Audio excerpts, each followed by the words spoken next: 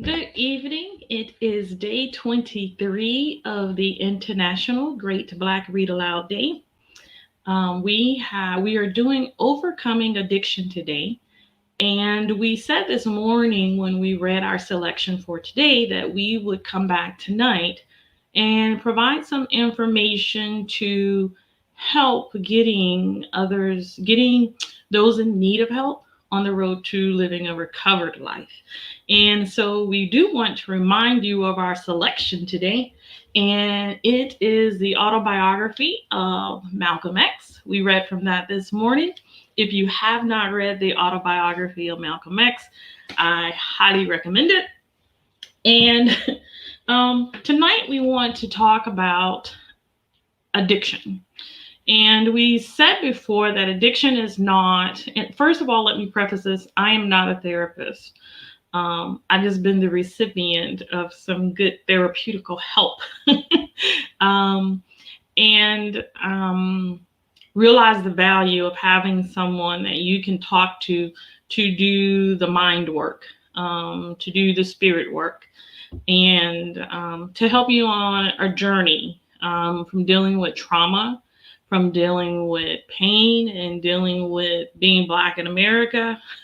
All those things contribute to the things we see within African communities, the things we see across the African diaspora, um, because of the things that we have dealt with. And so tonight we want to talk just a little bit about overcoming addiction. Look at a little bit statistics. Maybe you might find yourself as one of those in the statistics, and realize that maybe you're a candidate for some help.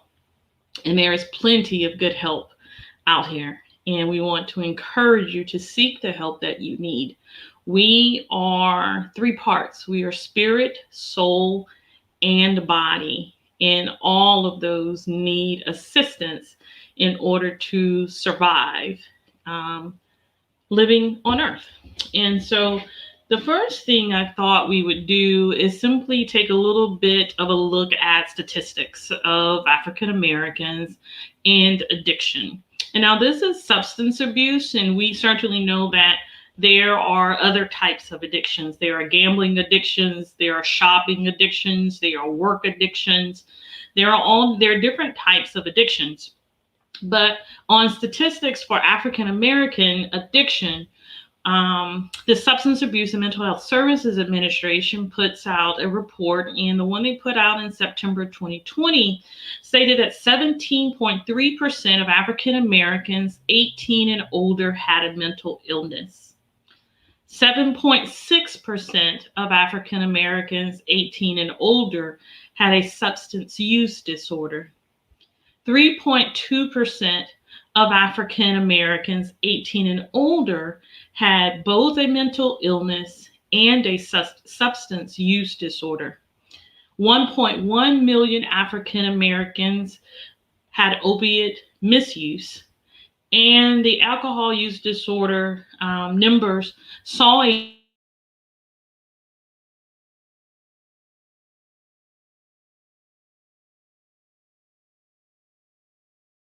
period for ages 26 and over, meaning numbers had dropped for those who exhibited alcohol use disorder in ages 12 through 17 and 18 through 25, but those who a um, exhibited that disorder in the ages 26 and older, they saw an increase. And so let's just talk a little bit about how things are classified in terms of dealing with addiction.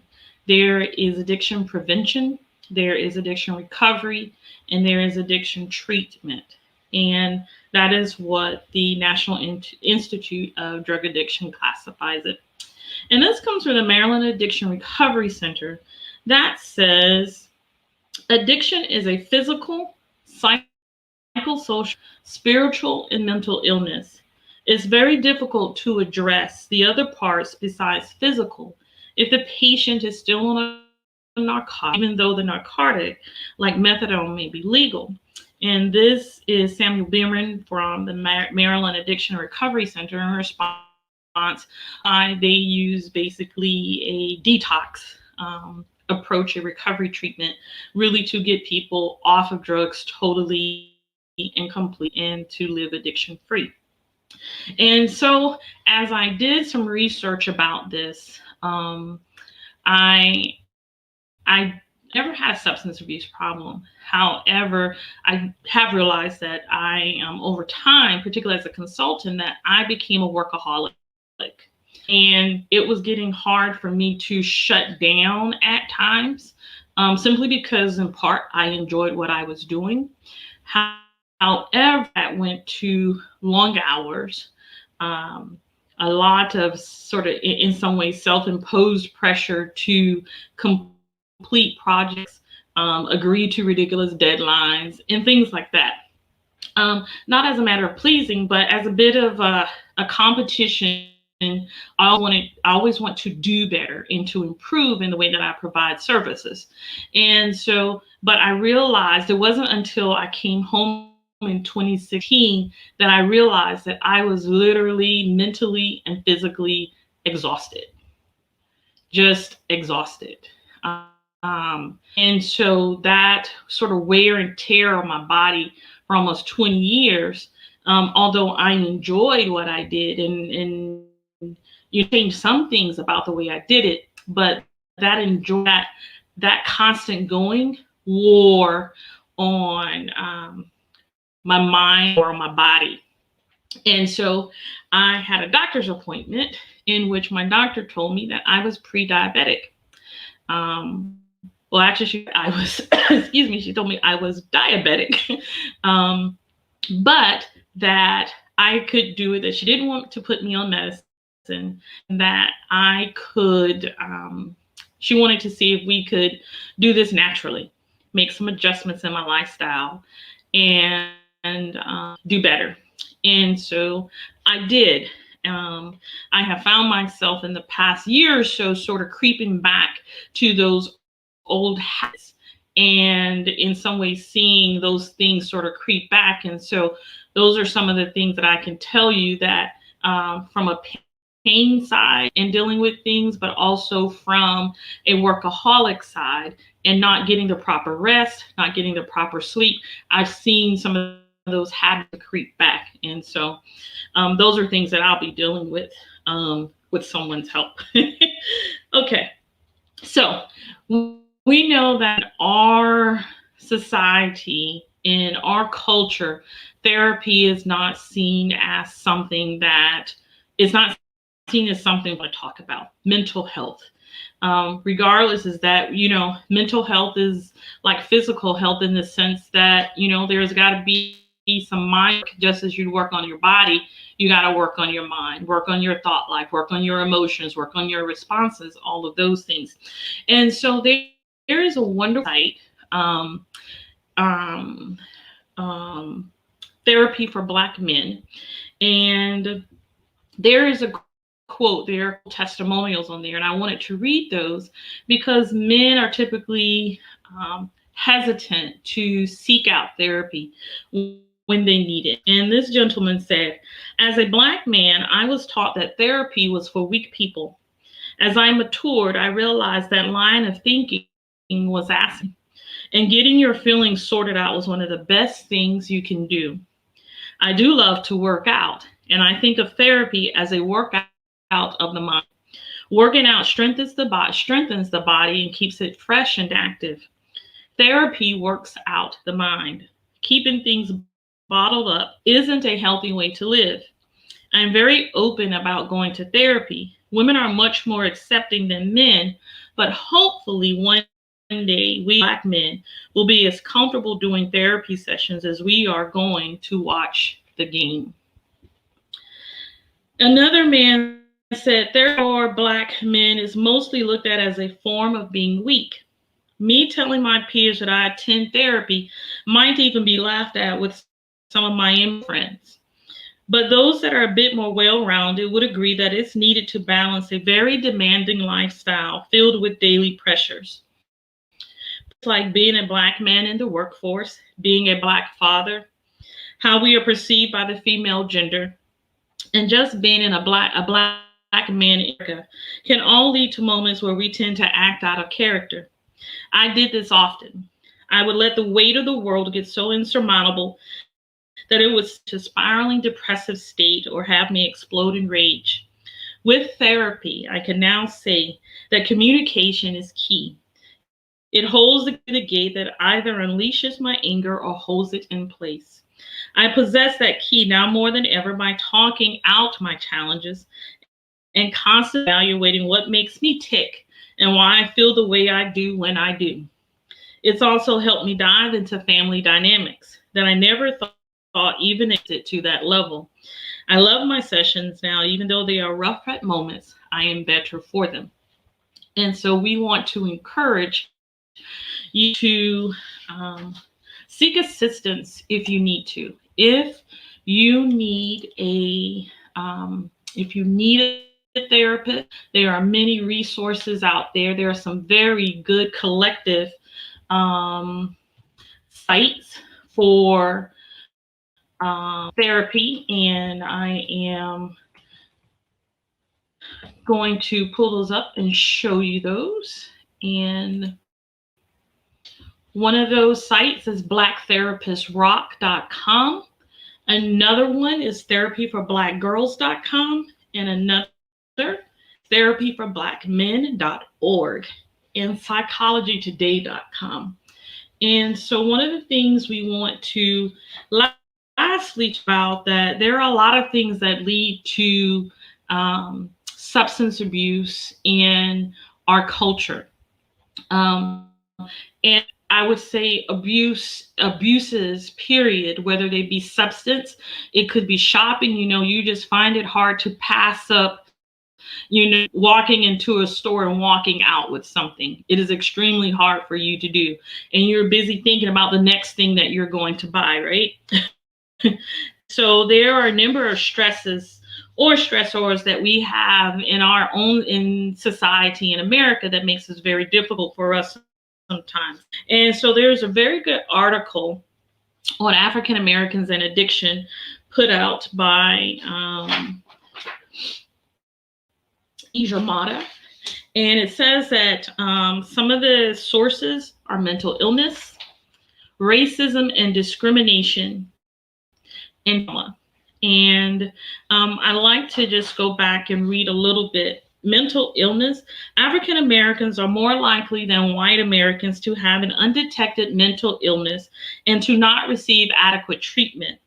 African Americans who suffer from untreated mental illness, such as depression, anxiety, or bipolar disorder, may be at risk of using drugs and alcohol as a way to cope with their illness.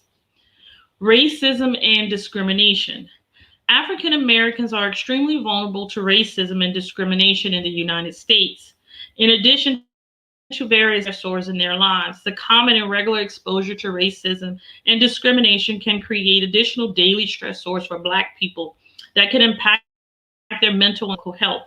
Some African American adults and children may turn to drugs and alcohol to cope with the stress. And trauma. African Americans have high rates of exposure to trauma, including or experiencing and or witnessing physical, emotional, or sexual abuse, violence, and crimes. Traumatic experiences can lead to post-traumatic stress disorder, PTSD, a mental health condition that involves anxiety. Untreated PTSD is associated with an increased incidence of substance abuse behavior. Alcohol. This deals with types of drugs used within the community: alcohol, cocaine, crack cocaine, heroin, marijuana, tobacco. And so I wanted to stop here to say that if you have children and they are, sneaking alcohol, they are sneaking smoking, pass by, deal with it. Deal with it. No, you can't be with your kids 24 hours a day, but you may have precautions if you see they keep violating. And so you have to, just like you would deal if they kept stealing out of your purse, you would deal with it, or they kept from your wallet, you deal with it. And so if they're stealing from their future, help them deal with it. You deal with it. And so there are a lot of symptoms of addiction. And I'll post a link to this article so that you're able to read it. And we want to encourage you, again, that if you are in need of a therapist, that you seek help. There are therapists who are available. There are therapists that are culturally sensitive to help you. Again, you can go to blacktherapисtrock.com, therapyforblackgirls.com, and therapyforblackmen.org, or you can search the database at Psychology Today for African American therapists. A lot of ways, the things we deal with, and we read it and Malcolm addressed some of those in his autobiography, some of the things that trigger addiction. And with all the things that are faced in America, then as Americans, we want to be vigilant about our mental health.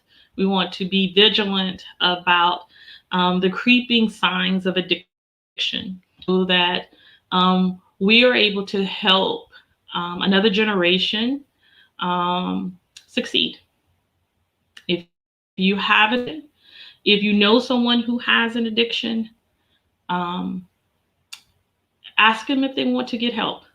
They may not know how to ask help, but really need help. Ask them if they want help. If they decline, then you do what is necessary. And I like to say this, and then we're going to close for tonight. It's been an eventful day today. And so the thing is that addiction, becoming recovered, is a journey.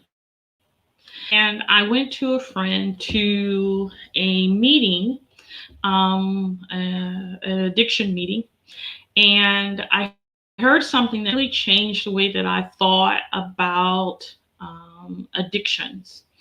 A woman stated that her choice was not about whether or not she got drunk, but whether or not she made the right decision to stay sober. And so literally that shifted the way that I thought about particularly substance abuse addictions, or addictions in general.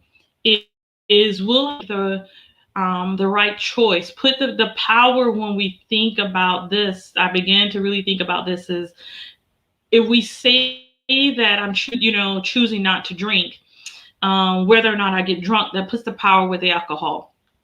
Making a decision to remain sober puts the power with you. And so to be free, you have to realize, one, that you got a problem. Two, figure out why you're doing what you're doing. And as Malcolm said, three, discover that it's with, you do have the power within to overcome it. And we ask you to seek help so that you can be the effective person that you can be, and share your story with others who may need to find themselves living a full recovered life. And so this concludes from my part of things, day 23 of overcoming addiction. And see you tomorrow for day 24 on sports. Have a good night.